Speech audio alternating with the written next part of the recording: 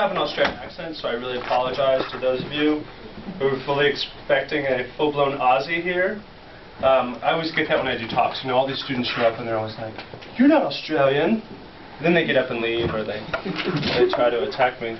I'll come back to this work.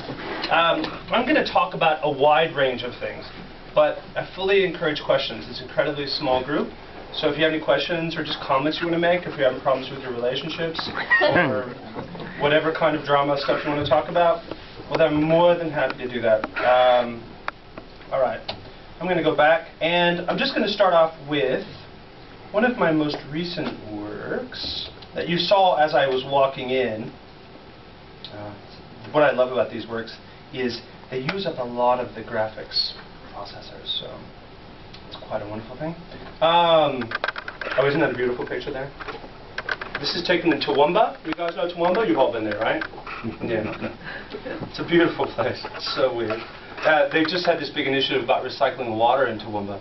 And so they had these people, taste testers, going around, and they'd say, okay, drink these 2 glasses of water.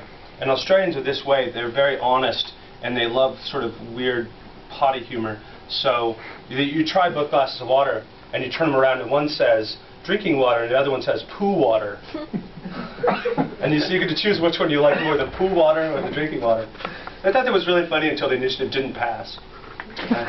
So I think that's interesting to me. All right. Joke's over. I'll tell lots more jokes.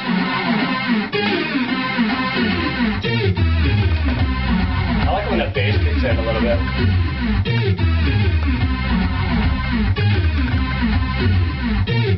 If that's too loud for you, I'm sorry. Close your ears. No, wait. Okay. Hold on. You want to see the gun versus hammer gun. Not too bad. We'll get to that. Credit. Dumpster.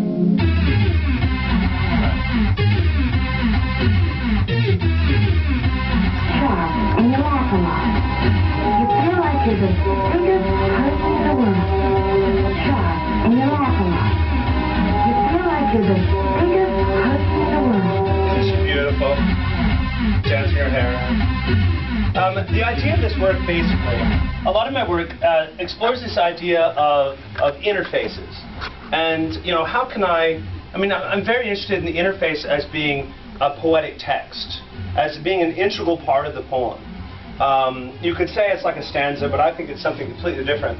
So this work is largely unfinished in terms of its poetic aspects, but really the main elements I was exploring is, you know, most digital art and most net art specifically, unless it's in a straight video game format, doesn't really explore the depth of the page. So I was very interested in developing a series of interfaces that allowed people to actually go into the screen. And this is fully controlled by my mouse, so as I move my mouse around to make you guys dizzy, you can explore any aspects. We've got a series of different poetic text hidden in here. There's also, in the work, at the very end, so, I mean, part of this, as you all know when you explore the web, like you want to spend maybe 2 or 3 minutes on the web page and leave. So in order to sort of encourage people to explore the interfaces, you've got a little password back here, and that password, once typed in here, loads these bits of 50s propaganda videos, which I'm quite charmed by. They're all quite surreal. And there's also, hidden in each of these sections, is part of an email address. Now the email address is alarmingly long, and once you find it, then if you actually, email me that, I'll send you a postcard from Australia. Luckily, I've only had to send about 100 of them. But yeah, so it's been it's quite interesting. And I'll tell you another story very similar to that where I almost lost $10,000. But that's a whole different story. Really, though I wrote about these, you know, SIGGRAPH? Anyway, it's a digital art conference sort of thing that's coming up. It's kind of become very commercial. But I just submitted this work to SIGGRAPH, and the way I talked about it was like, it's like a net architecture, in the sense of I'm really trying to explore various types of shapes. The theme of it, more or less, don't you love this gigantic hamburger? Should I leave the screen? No, I won't do that. Not yet, at least. The idea of it is basically, the poetics of it is that in between different objects in society, there's sort of the space between treacherous objects. And all these objects, I think, to some extent, are treacherous. And so eventually, when all the poetic bits are filled in, the poetic bits are sort of going to connect. So you have the architecture, and then the architecture will hold the poetic aspects. And so there's a connection between a gun and a hamburger. Now, I'm sure you all can guess that, right? Anyone? I don't even know what it is, so you know. Go ahead. Guess. Anybody? Leading causes of death in the United States. Right, exactly, exactly. Leading causes of death. That's not actually part of my work. I don't know what that is. Very good. You want to make this picture for us or not?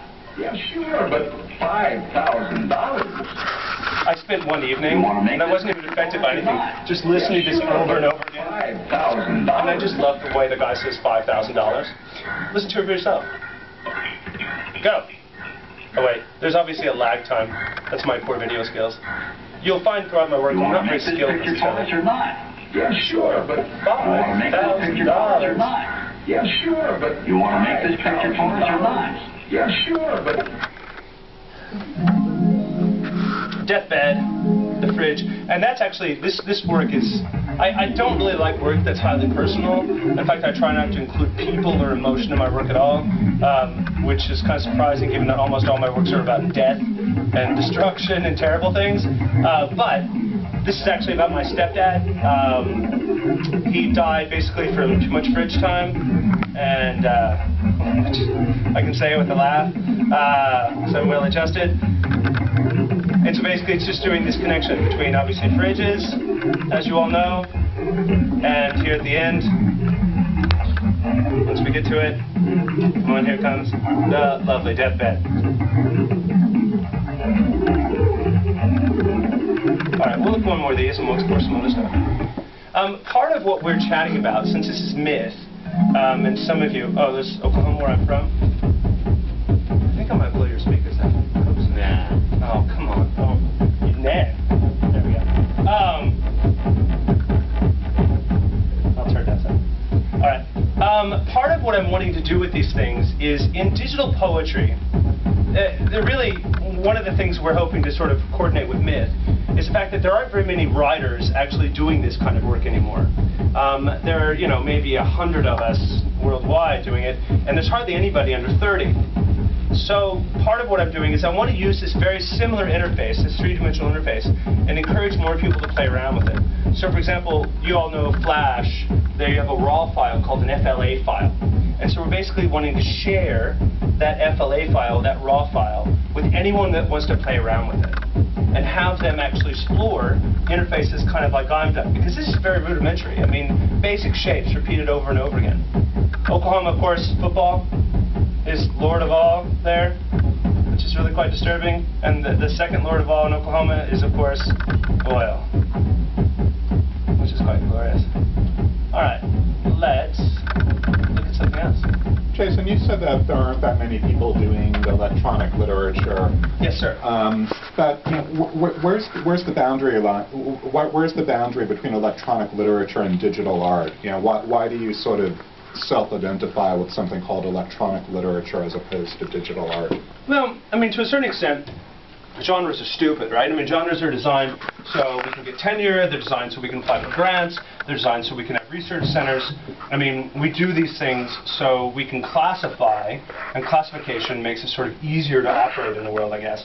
And so certainly there's a lot of net art that's out there that could easily, has elements of narrative, has elements of poetics in it. However, I will say, just based on my personal experience, that there is a unique perspective that a poet or a fiction writer offers to creating this kind of work.